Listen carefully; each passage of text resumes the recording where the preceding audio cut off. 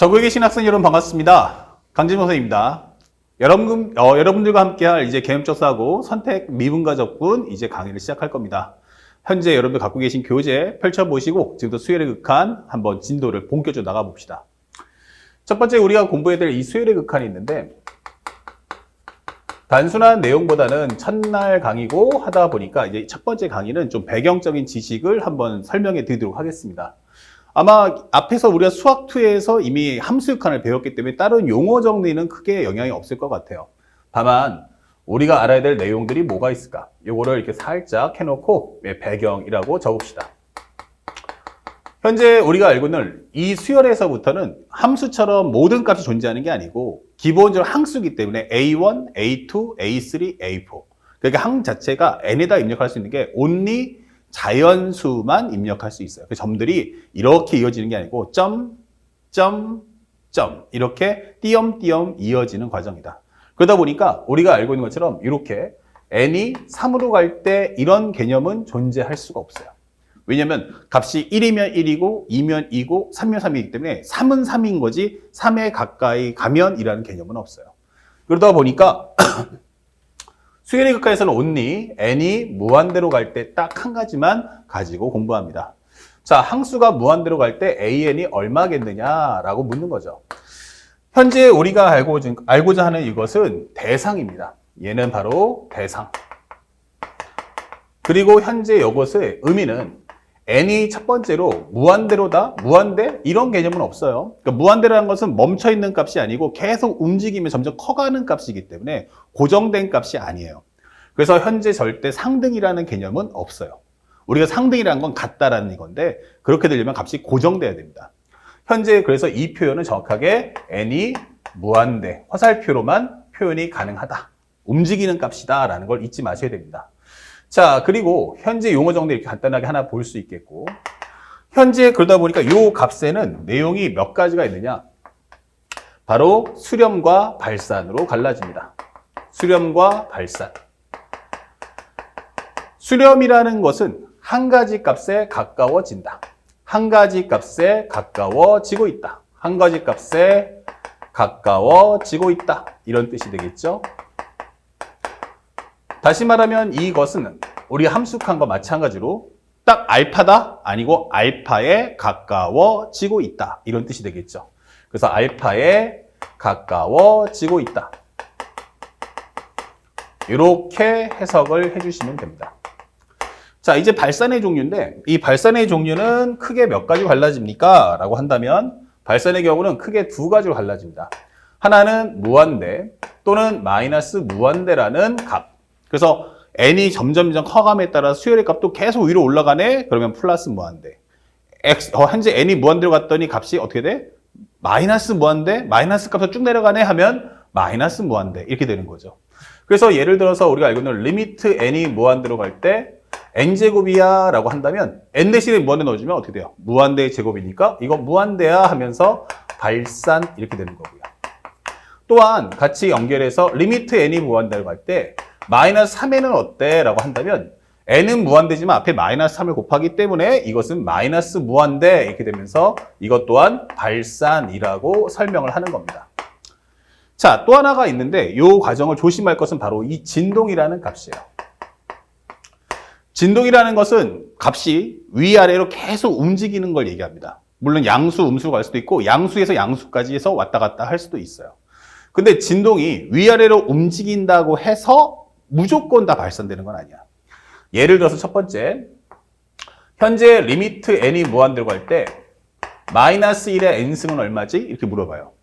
그러면 값을 넣어보면 이 흐름은 자체는 마이너스 1, 플러스 1, 마이너스 1, 플러스 1 이렇게 값이 왔다 갔다 해요. 마이너스 1, 플러스 1, 마이너스 1, 플러스 1. 그러면 중요한 거는 이게 한 가지 값에 가까워지니? 라고 하면 마이너스 1과 플러스 1을 계속 움직이고 있다는 거죠. 이런 식으로.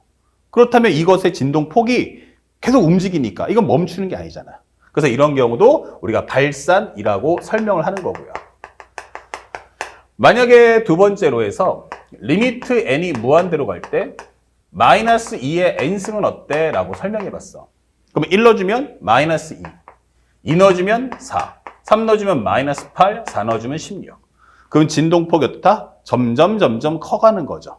그렇죠? 점점 커가요. 그럼 이 값은 멈춰 안 멈춰? 안 멈춰요. 그래서 이런 경우도 우리는 그냥 가볍게 발산이라고 설명을 해주는 거예요. 하지만 조심할 부분은 요 세 번째예요. 세 번째. 현재 리미트 n이 무한대로 갈 때 마이너스 2분의 1의 n승입니다 라고 설명해줘. 요거 조심해야 돼. 그럼 1 넣어주면 얼마지? 마이너스 2분의 1. 2 넣어주면 4분의 1. 3 넣어주면 마이너스 8분의 1. 그러니까 마이너스 2분의 1, 4분의 1, 마이너스 8분의 1 이렇게 흘러가다 보니까 값 자체가 흐름이 이렇게 있다면 마이너스 2분의 1, 플러스 4분의 1, 마이너스 8분의 1 이런 식으로 하면서 값 자체가 점점 진동폭이 좁아져요. 그러면서 어떻게 된다? 한 가지 값에 가까워진다. 그러면 나중에 이 값은 어디로 가까워지니? 하면 0에 가까워지겠죠? 그러면 이런 경우는 우리는 수렴이라고 설명하는 거예요. 그래서 가장 대표적으로 진동하는 경우에 이렇게 발산하는 경우가 일반적이지만 모든 경우가 다 그런 건 아니다라는 점을 꼭 기억하셔야 됩니다. 그래서 시험에 내는 경우는 수렴값을 내기 때문에 바로 이런 값들의 상황을 우리가 받아들일 수 있어야겠다라고 설명할 수 있죠. 자, 이렇게 우리가 기본적인 내용을 볼 수 있어요. 그래서 수렴이라는 것은 한 가지 값에 가까워지고 있다. 현재 알파에 가까워지고 있다. 설명해 준 거예요. 마치 뭐처럼 보인다? 정지한 것처럼 보인다. 정지한 것처럼 보인다. 정지한 것처럼 보인다. 자, 이렇게 되는 경우를 우리는 간단하게 수렴이라고 하고요. 실제로 공부하게 되면 값을 구해야 되기 때문에 우리가 구하는 내용은 결국 이 수렴에 대해서 공부할 거야 라는 것도 알고 계셔야겠습니다.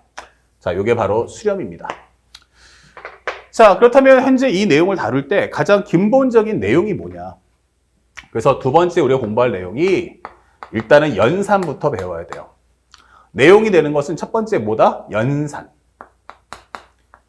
연산이 된다는 거의 가장 근본적인 토대가 뭘까? 근본적인 토대가 될 수 있는 건 현재 모르는 식이 없어야 됩니다. 식의 내용을 모두 알고 있어야 된다. 배경. 식의 내용을 모두 알아야 한다. 자, 함수도 마찬가지 아닌가? 만약에 기본적으로 fx가 x제곱이야 라고 하면 대상을 분명하게 알고 있죠. 하지만 내가 함수 fx에 대하여 라고 한다면 사실은 fx가 누구지? 라고 한다면 이거는 이제 물음표가 뜨는 거예요. 그럼 fx가 몇 차 함수인지도 모르겠고 이게 지수나 로그나 상악함수인지도 모르겠고 그렇죠? 이런 상황에서는 연산이 안 되겠죠. 그래서 식의 내용을 모두 알아야 한다. 근데 이게 수열이야 라고 하면 AN의 표현이 없어야 한다. 이게 되는 거예요. A의 표현 빼고 이런 표현 얼고 그냥 깔끔하게 다 줘. 이렇게 되는 거예요. 자, 그랬을 때 우리가 이 배경적 지식을 알아야 되고요. 식의 내용을 모두 알고 있다.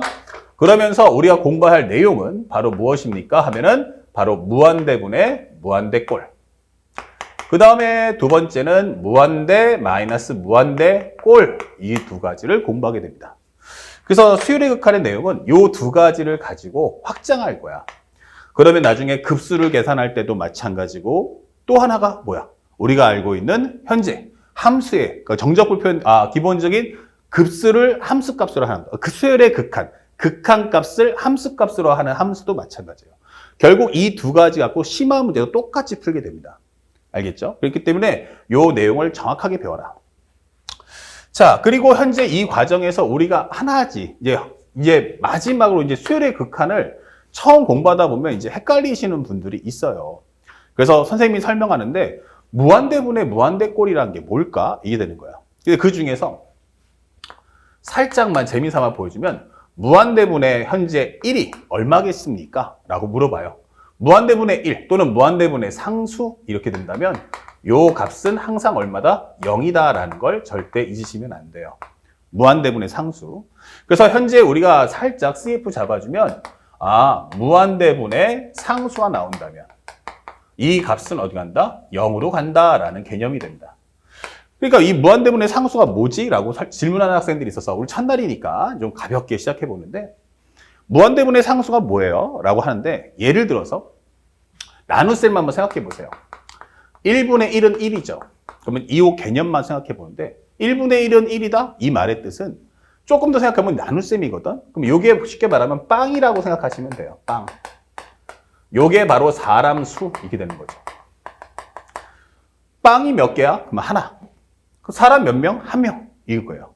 빵이 하나인데 사람 수도 한 명이야. 그럼 한 명당 먹을 수 있는 양은 얼마? 1. 와, 온전하게 하나 다 먹을 수 있어. 이런 뜻이고요. 그러면 2분의 1 그러면 어떻게 돼요? 빵은 하나인데 먹을 사람 2명. 그러면 나는 온전하게 여기서는 빵 하나를 다 먹을 수 있다면 여기서는 딱 절반만 먹을 수 있다. 이런 개념이 되는 거야. 그러면 3분의 1이면 어떻게 되겠어요? 그러면 요걸 3등분해서 점점점 값이 줄어나가겠죠. 그러면 만약에 쉽게 말해서 100분의 1이야 라고 하면 어떻게 되겠어요? 그럼 내가 먹을 수 있는 게 와, 이거를 100등분을 막 쪼개야 되는 거야. 막 이런 식으로. 그러면 가면 갈수록 내가 먹을 수 있는 양은 점점 어떻게 되겠어요? 작아지지 않느냐 이게 되는 거죠. 근데 하물며 이 100명만 와도 빵 하나 갖고 100명이 논아 먹자만 해도요. 칼질을 하게 되면 와, 거의 뭐 흐물흐물 거의 실 같은 한 줄이 나오지 않았겠어요? 근데 하물며 만약에 무한대분의 1이다 라고 하면 어떻게 되겠어요? 전 지구에 있는 모든 생명체가 싹 다 달려들어서 이 빵 하나 먹겠다 이런 거예요. 그럼 현대 과학기술 동원해서 현재 밀입자까지 쪼개는 거죠. 그러면 중요한 팩트는 뭐냐면 빵은 존재하죠. 빵은 존재하기 때문에 쪼갤 수는 있다는 얘기예요. 과학기술 동원해서 뭐 밀입자까지 갈 수도 있겠지. 그러면 쪼개게 되면 그 값은 팩트는 뭐냐면 존재합니다. 그렇죠? 다만 너무 쪼개고자 가루에 가루를 만들다 보니까 내 손바닥 위에는 그게 안 보이는 거야. 그죠? 그럼 나는 울겠지. 빵 하나 있는데 한 대 다 뺏겼으니까. 그럼 이제 와서 자, 요거 한번 드셔보세요 하고 손바닥을 딱 내미는데 손바닥 내밀어봤자 내 눈에는 그게 보이겠어? 그럼 안 보이겠죠. 안 보이는데 팩트는 현미경을 이렇게 하고 들여다보면 아, 있다 이거예요. 그럼 그거를 이렇게 해가지고 무한대분해를 이렇게 먹는다 생각하시면 돼요. 그러면 분명히 팩트는 뭐야? 무한대분의 1에 해당하는 양을 나는 입에 넣었죠. 맛이 느껴지겠어요? 안 먹는 거나 먹은 거나 차이가 없다는 얘기예요. 그래서 이 값은 마치 얼마가 가까워진다? 0에 가까워진다. 이게 설명하시는 겁니다. 이게 정확하게 수학적 개념이고 만약에 그렇다 하더라도 무한대라는 건 계속 어때요? 점점 늘어나는 거야. 그러면 지구상에 있는 생명체뿐만 아니고 전 우주에 있는 모든 외계인들까지 싹 다 이 빵 먹으러 오는 거예요. 그러면 내가 빵 공장을 차리더라도 만약에 이게 무한대분의 10이 된다 해도 어차피 얼마 나온다? 이거 10개 가지고 무한등분 쪼갠다고? 그러면 가루에 가루. 어차피 값은 똑같이 0이다. 이게 되는 거죠. 그래서 무한대분의 상수가 나온다는 개념은 값이 어디로 간다? 0이 된다. 그래서 가장 대표적인 것 중에 하나가 우리가 알고 있는 y는 x분의 1. 이 그래프가 마찬가지 그런 개념이죠. 그래서 우리가 점근선을 통해서 문제를 풀어보면 x가 무한대로 갑니다 라고 했을 때 이 값 자체는 어떻게 돼요? 작아지죠. 작아지니까 가면 갈수록 어떻게 할 거니까 0에 가까워진다. 하지만 팩트는 뭐야? 0이 될 수는 없다. 이게 되는 거예요. 그래서 이 값은 어디에 가까워져? 0에 가까워질 뿐 0이 되는 건 아니야. 그러니까 등호는 아니라는 얘기지. 그러니까 이런 개념들도 꼭 알아두시길 바랍니다. 이런 분수함수가 이제 그런 사실을 잡아주는구나. 그렇다면 현재 우리가 알아야 될 내용, 이제 연산이라는 건 그렇구나라고 하는데 두 번째는 이제 무한대분의 무한대꼴. 이 가지수를 어떻게 봐야 돼? 라고 할 때 무한대하고 무한대란 말이에요. 그러면 누가 더 클까? 라고 하는데 일단 첫 번째 배경을 한번 내용을 한번 설명해 보면 만약에 첫 번째로 분모의 차수가 분자의 차수보다 더 커요. 그러면 예를 들어서 어떤 게 있어? 리미트 n이 무한대로 가는데 n제곱 플러스 1분의 3n이라고 합시다. 이렇게. 그쵸? 그러면 한번 생각해 보세요. n하고 n제곱이 있는데 여기는 1을 넣어주면 1, 10을 넣어주면 100, 100을 넣어주면 얼마? 1000, 1000을 넣어주면 얼마야? 그러면 여기는 100만이 되는 겁니다. 이런 식으로. 그리고 내가 만을 넣었어. 그럼 여기는 1억이 되는 거예요. 자, 이러면 어때요? 숫자 자체가 점점 간격이 더욱더 벌어지겠죠? 그러니까 결국 누가 더 빨리 커져? 분모가 더 빨리 커져. 그러면 이 값은 어디에 가까워진다? 0이 가까워진다.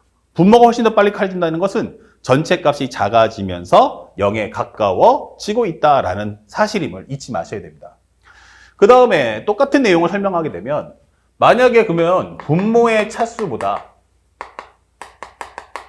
분자의 차수가 더 크면 어떻게 되냐 이게 되는 거예요. 분자 차수가 더 크면 그러면 이때는 어떻게 돼요? 분모보다 분자가 더 빨리 커지니까 값이 결국 뭐한다? 발산하게 될 거야. 리미트 n이 무한대로 갈 때 여기는 3n분의 n제곱 플러스 1 이렇게 돼버리면 무한대분의 무한대 똑같은 무한대는 무한대인데 똑같은 무한대는 아니라는 거지. 분모가 커가는 것보다 분자가 더 빨리 커질 테니까 이 값은 전체적으로 무한대로 간다. 왜냐면 전체의 부호를 확인해 줘야 돼. 그럼 무한대. 하지만 리미트 n이 무한대로 갈 때 3n분의 마이너스 n제곱 플러스 1이야 라고 한다면 똑같이 무한대분의 무한대는 맞지만 분모는 분자가 어떻게 돼요? 마이너스 무한대로 가잖아요. 그렇기 때문에 이것은 마이너스 무한대야 이게 되는 거예요. 중요한 것은 이것은 절대로 뭐한다? 발산하는 거고요. 이것도 하나의 수렴값이다 라는 걸 꼭 기억하시기 바랍니다. 자, 이렇게. 그러면 우리가 실제 시험에 나올 수 있는 것들은 이런 내용을 담고 있지만 결국에는 뭐가 돼요? 어떤 0이 아닌 수렴값을 가져야겠죠? 바로 세 번째가 바로 분모의 차수와 분자의 차수가 같다면 이게 되는 거예요. 분자의 차수가 같다면.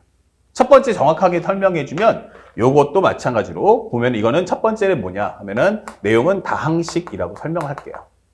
다항식. 분모 분자가 만약에 다항식이라면 이라는 내용에 대한 설명이 됩니다. 그렇다면 분모 분자 차수가 같아? 그러면 어떻게 돼요? 분모가 1억이면 분자는 뭐 3억. 여기가 10억. 그럼 여기는 30억. 50억. 그러면 여기도 기본적으로 50억. 그러면 3배면 150억. 이런 식처럼 만약에 분모와 분자의 차수가 같다면 0이 아닌 수렴값을 갖는다. 설명하시면 되겠어요. 현재 이것은 0이 아닌 수렴값을 갖는다. 이렇게 되는 거야. 그래서 대표적인 것 중에 하나가 현재 리미트 n이 무한대로 갈 때 n제곱분의 3n제곱 플러스 1이야 이게 되는 거예요. 그러면 결국에는 값이 커지면 커질수록 어떻게 돼요? 여기가 1억이면 3억, 10억이면 30억, 100억이면 300억 이게 되겠죠. 그러면 이 상수 자체는 저 밑에 이제 존재하면서 사실상 전체 근사값에는 영향을 주지 않는다 이게 되는 거예요. 그래서 이런 경우는 값이 3인데 이때 문제 푸는 방법은 항상 풀이법. 바로 분모의 최고차수로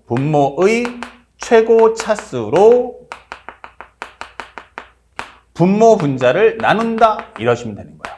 분모 분자 나누기. 자, 이렇게 해서 문제를 풀어주시면 손쉽게 해결할 수 있다. 자, 이렇게 설명해 줍니다. 그러면 한번 해볼까? 이러시면 이런 문제 같은 경우도 n제곱, 분모의 최고차수니까 n제곱으로 나눠줘, 위아래를. 그러면 여기 얼마? 1. n제곱 나눠주면 3. n제곱분의 1이야. 이렇게 되는 거예요. 그러면 n이 무한대 가면 무한대분의 1이기 때문에 이 값이 0이 되면서 이 전체 값은 얼마다? 3이라는 값을 갖는다. 이게 되는 거예요. 아시겠죠? 자, 그래서 조금 꿀팁을 알려드리면 만약에 분모나 분자가 최고차수가 같다면 이것은 극한값이 뭐냐? 수렴값이 얼마냐라고 한다면 바로 최고차의 개수 비율이 됩니다. 최고차의 개수 비율과 같다. 그게 바로 뭐다? 수렴값이다. 그럼 여기는 1이면 여기는 얼마? 3이라는 값이 탄생을 하게 되는 거예요. 자, 하지만 실제 문제 풀 때는 이런 식으로 꼭 문제를 풀어주시면 좋겠다. 자, 그 다음에 두 번째 내용은 지수식이 나왔어요.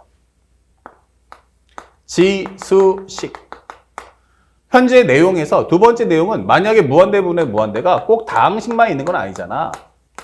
아니, 지수식이 나올 수도 있는 거 아니야? 라고 설명할 수 있습니다. 지수식이 나올 때는 어떻게 할 거냐? 그때는 첫 번째, 문제를 풀 때 분모 분자의 지수. 여기 현재 a n승이 있죠. 이렇게. 그 중에서 바로 이 부분을 우리는 지수라고 하는 거야. 지수를 낮은 쪽에 일치시키세요. 낮은 쪽에 일치시킨다. 일치시키기. 그럼 낮은 쪽에 맞춰야 되는 이유가 뭐냐라고 질문할 수 있는데 낮은 쪽에 일치시키는 가장 큰 이유는 번분수를 방지하는 겁니다. 알았죠? 분수 안에 분수가 또 존재하는 걸 방지할 거야. 그래서 가급적이면 낮은 쪽에 좀 일치시켜줘. 그 다음에 두 번째는 분모의 지수. 여기서 말하는 현재 지수는 이 전체를 다 얘기하는 거예요. 여기서 말하는 지수는 현재 이것도 지수고 여기 있는 것도 지수라고 하는데 분모의 지수 중에서 현재 미수가 누구? 그러면 바로 A. 가장 큰 수로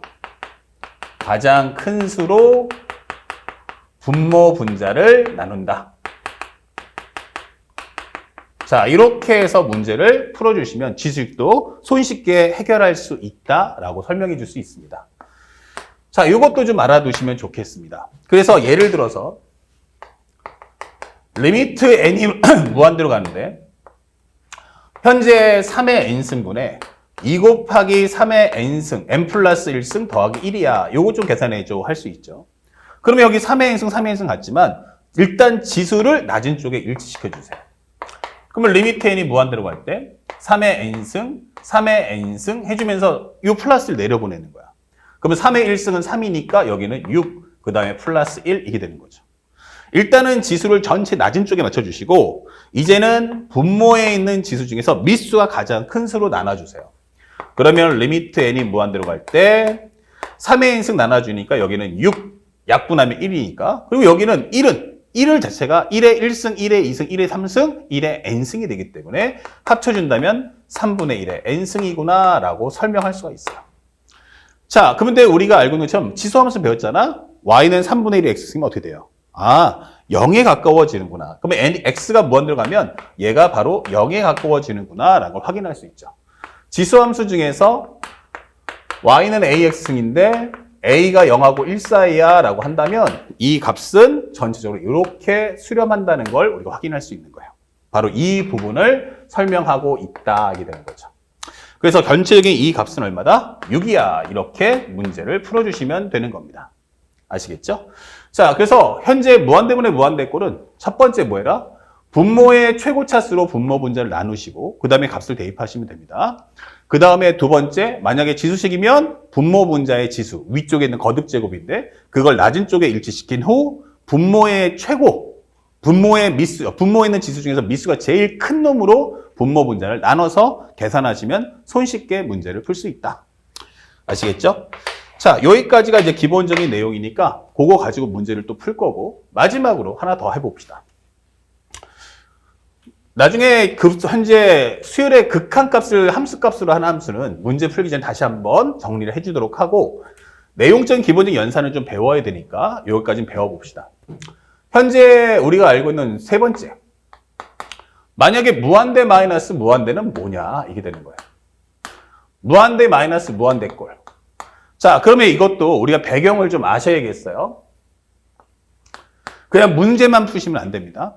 첫 번째, 현재 무한대 마이너스 무한대인데 최고차수가 불일치하다면 최고차수 불일치. 자, 이렇게 질문했어요. 최고차수가 불일치해. 아, 그러면 이거는 무조건 뭐 한다? 발산할 거야 라는 걸 꼭 알고 계세요.